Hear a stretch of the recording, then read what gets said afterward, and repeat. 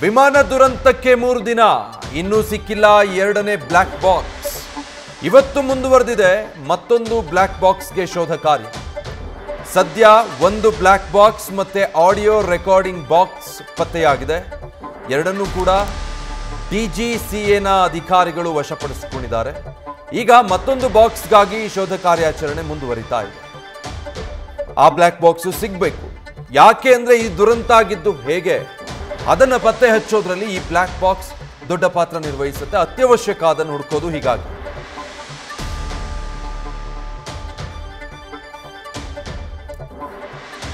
Focus on black box ಪ್ರಕರಣದ ತನಿಖೆಯನ್ನ ಸದ್ಯ DGCA ನಡೆಸ್ತಾ ಇದೆ. ಅಪಘಾತದ ಬ್ಯೂರೋ ತನಿಖೆಯಲ್ಲಿ ಅತ್ಯಂತ ಮಹತ್ವ ಪಡೆದುಕೊಂಡಿದೆ ಈ ಬ್ಲಾಕ್ ಬಾಕ್ಸ್ನ ಹುಡುಕಾಟ. ಇದೇ ಬ್ಲಾಕ್ ಬಾಕ್ಸ್ನಲ್ಲಿ ಮಹತ್ವದ ಮಾಹಿತಿಗಳು ಸ್ಟೋರ್ ಆಗಿರುತ್ತೆ. ಇದು ಸಿಕ್ಕಿದ್ರೇನೆ ಅದನ್ನ ಪರಿಶೀಲನೆ ಮಾಡಿದ್ಮೇಲೆ ದುರಂತ ಯಾಕಾಯ್ತು ಅನ್ನೋದು ಗೊತ್ತಾಗುತ್ತೆ. ಅಲ್ಲಿವರೆಗೂ ನಾವು ಕೇವಲ ಬರೀ ಸಾಧ್ಯತೆಗಳನ್ನು ಮಾತಾಡಬಹುದು, ಅಂದಾಜಿಸಬಹುದು ಅಷ್ಟೇ. ಯಾಕಂದ್ರೆ ಇಲ್ಲಿ ಪೈಲಟ್ಗಳ ಸಂಭಾಷಣೆ ಇರುತ್ತೆ. ಏನೋ ತಪ್ಪಾಗಿದೆ, ಈ ರೀತಿ ಸಂಭವಿಸ್ತಾ ಇದೆ ಅನ್ನೋದು ಗೊತ್ತಾಗ್ತಿದ್ದ ಹಾಗೆ ಪೈಲಟ್ಗಳು ಮಾತಾಡಿರ್ತಾರೆ. ಅದೆಲ್ಲವೂ ರೆಕಾರ್ಡ್ ಆಗಿರುತ್ತೆ. ಡೀಟೇಲ್ಸ್ ಕೊಡ್ತಾರೆ ಅಹಮದಾಬಾದ್ನಿಂದ ಚಂದ್ರಮೋಹನ್ ಲೈವ್ನಲ್ಲಿ ಜಾಯ್ನ್ ಆಗ್ತಾ ಇದ್ದಾರೆ. ಚಂದ್ರಮೋಹನ್, ಸದ್ಯ ಘಟನಾ ಸ್ಥಳದ ಸಿಚುವೇಶನ್ ಏನಿದೆ, ಜೊತೆಗೆ ಮತ್ತೊಂದು ಬ್ಲಾಕ್ ಬಾಕ್ಸ್ನ ಹುಡುಕಾಟ ಹೇಗೆ ಸಾಗ್ತಾ ಇದೆ?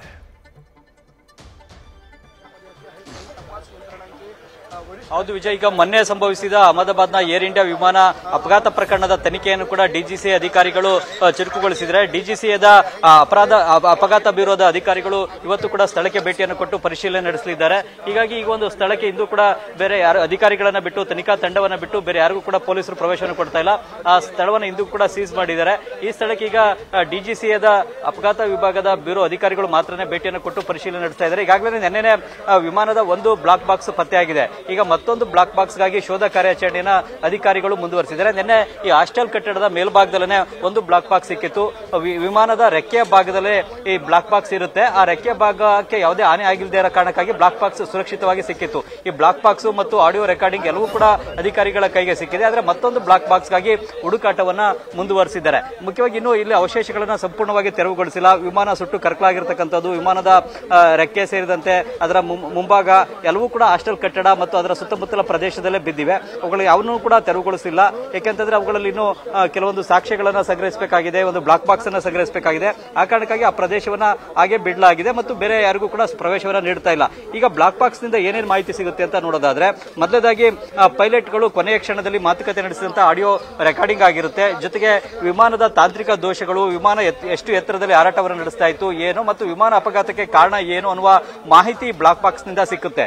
ಮುಖ್ಯವಾಗಿ 2020ರಲ್ಲಿ ಕೇರಳದ ಕೋಯಿಕೋಡು ವಿಮಾನ ನಿಲ್ದಾಣದಲ್ಲೂ ಕೂಡ ವಿಮಾನ ಒಂದು ರನ್ವೇನಿಂದ ಸ್ಕಿಡ್ ಆಗಿ ಅಪಘಾತ ಸಂಭವಿಸಿತ್ತು.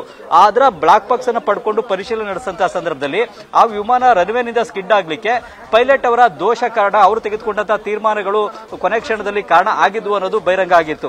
ಹಾಗೇನೆ ಈ ಒಂದು ವಿಮಾನದ ಅಪಘಾತಕ್ಕೂ ಕೂಡ ಏನ್ ಕಾರಣ ಅನ್ನೋದ್ರ ಬಗ್ಗೆನೂ ಕೂಡ ಮಾಹಿತಿ ಬ್ಲಾಕ್ ಬಾಕ್ಸ್ ನಿಂದ ಸಿಗುತ್ತೆ.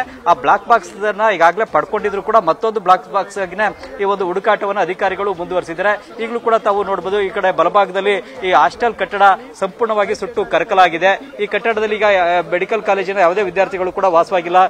ಮೊನ್ನೆ ಅಪಘಾತ ಸಂಭವಿಸಿದ ಬಳಿಕ ನಿನ್ನೆಯಿಂದಲೂ ಕೂಡ ತಮ್ಮ ಲಗೇಜ್ಗಳನ್ನು ತೆಗೆದುಕೊಂಡು ಬೇರೆ ಕಡೆಗೆ ವಾಸ್ತವ್ಯ ಹೋಗ್ತಾ ಇದ್ದಾರೆ. ಇಲ್ಲೂ ಕೂಡ ಈಗ ತಾವು ನೋಡಬಹುದು, ಈ ಕಟ್ಟಡದ ಮೇಲ್ಭಾಗದಲ್ಲೇ ವಿಮಾನ ಹಾರಾಟವನ್ನು ನಡೆಸ್ತಾ ಇದೆ. ಅಂದ್ರೆ ವಿಮಾನ ನಿಲ್ದಾಣದ ಸಮೀಪದಲ್ಲೇ ಬಿಜೆ ಮೆಡಿಕಲ್ ಕಾಲೇಜಿನ ಹಾಸ್ಟೆಲ್ ಕಟ್ಟಡ ಇದೆ. ಇಲ್ಲಿ ಗಂಟೆಗೆ 4-5 ವಿಮಾನಗಳು ಈ ರೀತಿ ಟೇಕ್ ಆಫ್ ಆಗ್ತಿದ್ದಂತೆ ಈ ಹಾಸ್ಟೆಲ್ ಕಟ್ಟಡದ ಮೇಲ್ಭಾಗದಿಂದಲೇ ಹಾರಾಟವನ್ನು ಬೇರೆ ಬೇರೆ ಕಡೆಗೆ ನಡೆಸ್ತವೆ.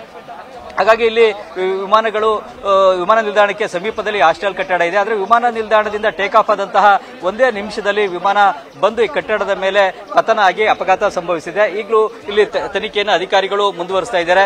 ಡಿಜಿಸಿಎ ಅಧಿಕಾರಿಗಳು ಮತ್ತು ಬೇರೆ ಬೇರೆ ಅಧಿಕಾರಿಗಳು ಕೂಡ ಇಲ್ಲಿ ತನಿಖೆಗೆ ನೆರವನ್ನು ನೀಡ್ತಾ ಇದ್ದಾರೆ. ಮುಖ್ಯವಾಗಿ ಬೋಯಿಂಗ್ ಕಂಪನಿ ಅಧಿಕಾರಿಗಳು ಕೂಡ ಬಂದು ಇಲ್ಲಿ ತನಿಖೆಗೆ ನೆರವು ನೀಡ್ತೀವಿ ಅಂತ ಹೇಳಿದ್ದಾರೆ. ಜೊತೆಗೆ ಅಮೆರಿಕದ ಅಧಿಕಾರಿಗಳು ಕೂಡ ನಾವು ತನಿಖೆಗೆ ನೆರವನ್ನು ನೀಡ್ತೇವೆ, ಸಹಕಾರವನ್ನು ಕೊಡ್ತೇವೆ ಅಂತ ಹೇಳಿದ್ದಾರೆ.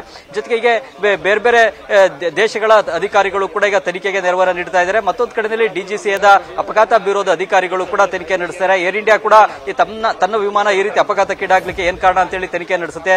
ಬೋಯಿಂಗ್ ಕಂಪನಿ ಕೂಡ ಇದ್ರ ಬಗ್ಗೆ ತನಿಖೆಯನ್ನ ನಡೆಸಲಿಕ್ಕೆ ಈಗ ತೀರ್ಮಾನವನ್ನು ತೆಗೆದುಕೊಂಡು ತನಿಖೆಯನ್ನ ನಡೆಸ್ತಾ ಇದೆ. ವಿಜಯ್, ನ್ಯೂಸ್ ಫಸ್ಟ್ ನಿರ್ಭೀತಿಯಿಂದ ನಿಮ್ಮ ಪರವಾಗಿ.